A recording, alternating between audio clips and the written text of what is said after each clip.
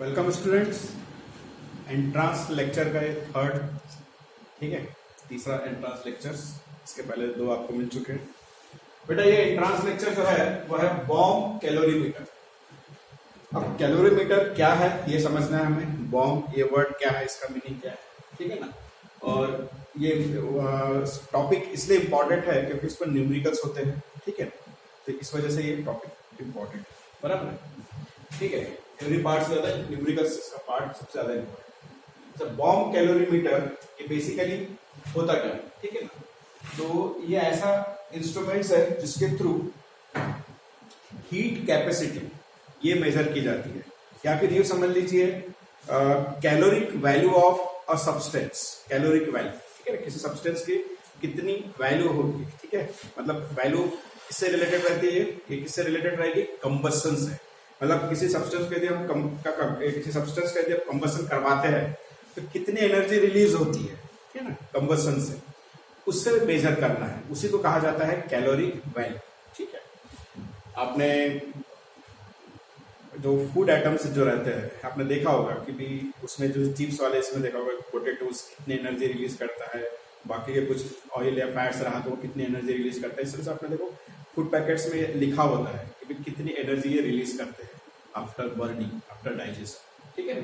तो वही होती है कैलोरिक वैल्यू, ठीक है। अब यहाँ पे बॉम्ब कैलोरीमीटर को समझना है। डायग्राम आपको दिखाई दे रहा है, इसको एक्सप्लेन करूंगा, लेकिन उसके पहले यहाँ पे इसका जो यूज है, ठीक है। तो bomb calorimeter used to measure heat given out when, ठीक है ना। बॉम्ब कैलोरीमीटर कहां पे यूज होता है, it is used to measure heat given out when 1 mole of a substance burned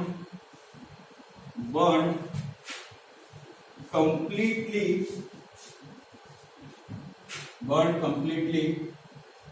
in oxygen, ठीक है ना। तो ये जो है heat given out when 1 mole of a substance burn completely in oxygen, ठीक है, ऑक्सीजन के प्रेजेंस में, ठीक है। अब ये तो हो गया इसका यूज बॉम्ब कैलोरीमीटर का। इसमें बेटा ये जो वर्ड है नेक्स्ट बॉम्ब, ठीक है ना। कैलोरीमीटर नाम क्यों दिया गया ये तो मैंने आपको बता दिया, क्योंकि इस इंस्ट्रूमेंट के थ्रू हम कैलोरिक वैल्यू निकालते हैं सब्सटेंस की, इसलिए बॉम्ब ये जो वर्ड है इसका यूज क्या है, इसका मतलब क्या है। इसका मतलब होता है सील्ड मेटल सिलेंडर, ठीक है। इसका मतलब क्या है, सील्ड मेटल सिलेंडर। अभी अरेंजमेंट है, ठीक है। कहां पे दिखाई दे रहा है आपको, यहाँ पे दिखाई दे रहा होगा स्टील बॉम्ब, मतलब इस, ठीक है, उसको रिप्रेजेंट कर रहा है। अब इसमें, ठीक है, इस तरह से मेजरमेंट होता है वो देखिए। इसमें सबसे पहले बेटा ये आउटर जो है ये इंसुलेटेड एक कंटेनर है, ठीक है, वुडन बॉक्स बना हुआ, वुडन इससे इंसुलेटेड आउटर कंटेनर होता है। इस आउटर कंटेनर के अंदर में जो अरेंजमेंट है जो इस आपको दिखाई दे रहा है ये, ठीक है ना, इस व्हील पर, उसी को कहा जाता है बॉम्ब। ये स्टील का एक सिलेंडर है, ठीक है ना, कंप्लीटली क्लोज रहेगा बेटा। और इसी सिलेंडर में यहाँ पे एक इनलेट है जहां से ऑक्सीजन गैस अंदर इंट्रोड्यूस की जाएगी, ठीक है। और ये ऑक्सीजन गैस 20 atm पर, इस प्रेशर पर आपको इंट्रोड्यूस करवाना है, ठीक है। अब ये ऑक्सीजन गैस जिस सिलेंडर में जाता है वहां पे अंदर में एक और सिलेंडर है क्लोज, इसमें वहां पे इंट्रोड्यूस होती है ऑक्सीजन गैस, और उस सिलेंडर के बाहर वाले इसमें कंप्लीटली यहाँ पे वाटर फील्ड होता है, ये वाटर से इसको पूरा कंप्लीटली फील्ड कर देते हैं, बराबर है। अच्छा ये एकदम जो पहला कंटेनर, दूसरा कंटेनर, तीसरा कंटेनर, इस तीसरे कंटेनर के अंदर में यहाँ पे आप देखेंगे यहाँ पे सैंपल रखा हुआ है, मतलब सब्सटेंस जिसकी आपको कैलोरिक वैल्यू निकालनी है, ठीक है ना। इसी सब्सटेंस से कनेक्टेड यहाँ पे एक इग्निशन वायर है जो इलेक्ट्रिक सोर्स को कनेक्ट रहेगा, ठीक है ना। इस इग्निशन वायर में आपको दिखाई दे रहा है, बराबर है। वाटर के इसमें वाटर को, ठीक है ना, temperature through out the water same रहना चाहिए, इसलिए यहाँ पे एक स्टरर रखा हुआ है। स्टरर, इसके थ्रू आप इसको, ठीक है ना, वाटर को बराबर मैनेज करेंगे, ठीक है ना, रोटेट करते हुए। और रही बात, यहाँ पे थर्मामीटर लगा हुआ है, ठीक है। अब इस बॉम्ब कैलोरीमीटर में जो भी सब्सटेंस की आपको कैलोरी वैल्यू निकालनी है ये डिस्क में रखेंगे, सैंपल जहाँ पे लिखा हुआ है उस जगह पर, उसके बाद में इस पूरे बॉम्ब, ठीक है ना, सिलेंडर जिसको हम बोलेंगे स्टील बॉम्ब, इसको पूरे कंटेनर के अंदर रख देना है आप, ठीक है ना। उसके बाद में आपको क्या करना है, ये इग्निशन वायर का जो सोर्स है इलेक्ट्रिक, उसे स्टार्ट करना है। जैसे आप स्टार्ट करेंगे बेटा, ये हीट होगा, हीट होने की वजह से यहाँ पे कॉटन लगा होता है, कॉटन लगा होने से कॉटन बर्न होना चालू होता है और इसकी वजह से सैंपल की बर्निंग स्टार्ट होती है। ऑक्सीजन वहां पर प्रेजेंट है ही, इस वजह से उसका बर्निंग प्रोसेस स्टार्ट होता है, ठीक है। नॉर्मली देखा गया है कि यहाँ पे कंबस्शन होता है, इसीलिए इसे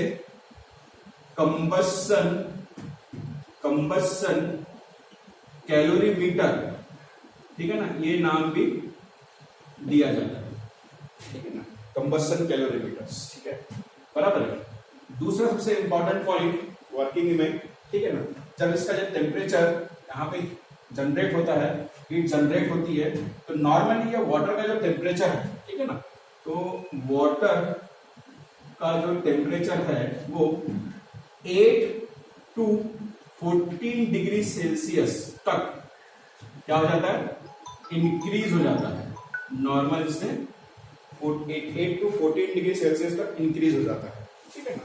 इस तरह से ये बॉम्ब कैलोरीमीटर का वर्किंग होता है, ठीक है। दूसरी सबसे इंपॉर्टेंट चीज, इस बॉम्ब कैलोरीमीटर का जो हम यूज करने वाले हैं, उसमें जो टर्म्स हम इस्तेमाल करेंगे, कौन कौन सी टर्म्स है, ठीक है ना। तो सबसे पहले आता है हीट कैपेसिटी, हीट कैपेसिटी, ठीक है ना, ये भी टर्म आपको ठीक है ना रखनी है। उसके बाद में दूसरी टर्म है बेटा specific heat capacity, specific heat capacity, ठीक है ना। और तीसरी टर्म्स है molar heat capacity,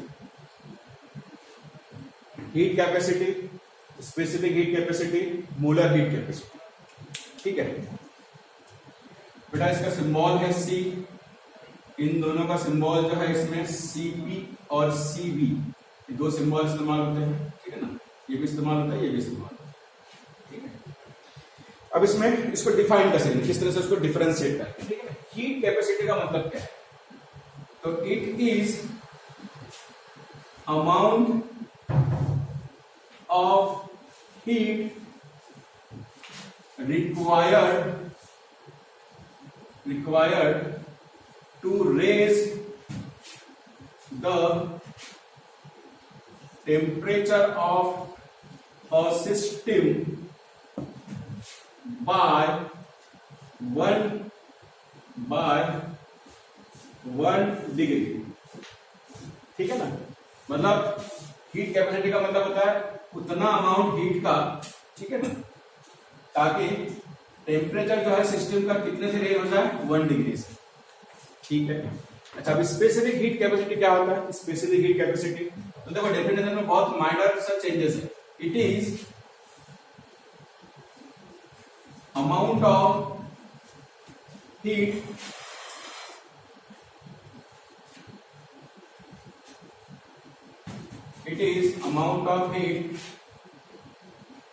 required to raise the temperature of 1 gram of a system by 1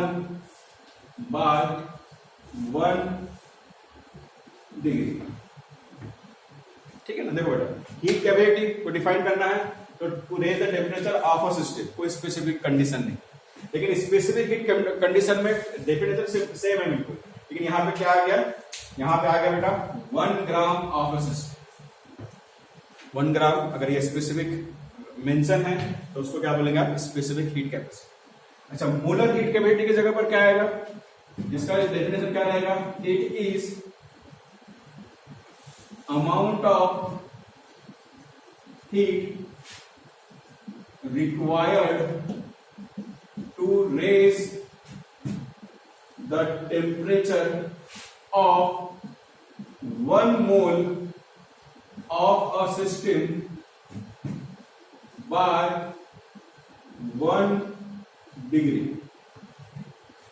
मतलब मोलर में क्या आ गया बेटा, इसमें 1 मोल ऑफ ए सिस्टम, तो क्लियर है हीट कैपेसिटी, ठीक है ना, मतलब heat capacity, specific heat capacity और मोलर हीट कैपेसिटी नॉर्मली, ठीक है ना, सभी जो है वो अमाउंट ऑफ हीट को ही रिप्रेजेंट करती है, लेकिन हीट कैपेसिटी में कोई स्पेसिफिक कंडीशन नहीं है। स्पेसिफिक हीट कैपेसिटी में 1 ग्राम होना चाहिए सिस्टम का वेट और मोलर हीट कैपेसिटी में 1 मोल होना चाहिए, ठीक है। चलो आगे बढ़ते हैं। अब हम बात करते हैं इसके फार्मूले, ठीक है ना, हीट कैपेसिटी के फार्मूले। तो बेटा इसमें C, इसका फार्मूला बनता है Q upon T, Q upon T, ठीक है ना। हम इसको डेल्टा T ले सकते हैं, ठीक है। चलो हो गया। अब बात करेंगे इसमें specific heat at constant pressure, ठीक है ना, Cp। तो Cp, ठीक है, उसको नेक्स्ट जो फार्मूला बनेगा इसमें, ठीक है, जो Q जो है यह है heat supplied to a system, heat supplied to a system. Delta T मतलब चेंज इन टेम्परेचर, ठीक है। अब इसमें, ठीक है, heat capacity at constant pressure, ठीक है ना, heat capacity at constant pressure, ठीक है। तो प्रेशर वाला है, इसका मतलब Cp इक्वल, ठीक है ना, डी एच अपॉन, ठीक है, इसको हम डेल्टा टी या dt भी लिख सकते हैं इसको, ठीक है ना, डेल्टा टी या dt भी लिख सकते हैं इसको, ठीक है ना। यहाँ पे हमने d मेंशन किया, इसको डी मेंशन करेंगे और ये पूरी कंडीशन किस कंडीशन पर, एट कांस्टेंट प्रेशर पर, ठीक है। अब आप सोच रहे होंगे सर मैंने Q की जगह पर ये क्यों लिखा है, तो आपको एंथैल्पी वाला एक्सप्रेशन अगर याद है, ठीक है, एंथैल्पी वाला एक्सप्रेशन याद करो, ठीक है, उस समय हमने delta H equal to QP ऐसा निकाला था, याद कीजिए एंथैल्पी वाला एक्सप्रेशन। इसलिए मैंने यहाँ पे Q की जगह पर क्या लिख दिया, H, बराबर, एंथैल्पी ले लिया हीट की जगह पर, ठीक है। उसके बाद में नेक्स्ट जो आएगा, नेक्स्ट वो आएगा heat capacity at constant volume, ठीक है ना, heat capacity at constant volume, ठीक है। अब इसका फार्मूला क्या बनता है बेटा, इसमें ये बनेगा Cv इक्वल डी यू मतलब इंटरनल एनर्जी, और ये आ जाएगा dt, ऐसा करके यहाँ पे आ जाएगा V, ठीक है ना। ये चेंज इन इंटरनल एनर्जी ही है, बस ट्रायंगल की जगह पर d इसलिए लिखा है क्योंकि स्मॉल अमाउंट, ठीक है, बस। अब ये मैंने Q की जगह पर U कैसे लिखा है, याद करो, फॉर आइसोकोरिक प्रोसेस के लिए delta U equal to QB, याद करो, ठीक है ना, first law of thermodynamics, first law of thermodynamics, इसलिए Q की जगह पर मैंने यहाँ पे क्या लिखा, U, ठीक है, ठीक है बेटा। अब यहाँ पे हमने Cp का फार्मूला देखा, Cv का फार्मूला देखा, फार्मूला ध्यान रखिए न्यूमेरिकल्स में इस्तेमाल होने वाला है। अब हम दोनों के बीच में रिलेशन देखेंगे, दोनों के बीच में रिलेशन देखेंगे। तो नेक्स्ट जो क्वेश्चन है वह है रिलेशनशिप, ठीक है, दोनों के बीच का रिलेशन देखना है आपको। तो रिलेशन में क्या था बेटा, तो पहला जो है for 1 mole of a gas, अगर 1 मोल गैस है उस कंडीशन में क्या है, तो ये आता है Cp minus Cv equal to R। अच्छा R क्या है, अभी आपको पता है वैसे, R जो है बेटा यह है यूनिवर्सल गैस कांस्टेंट, ठीक है ना, आपको पता है, ये रिलेशन ध्यान में रखिएगा।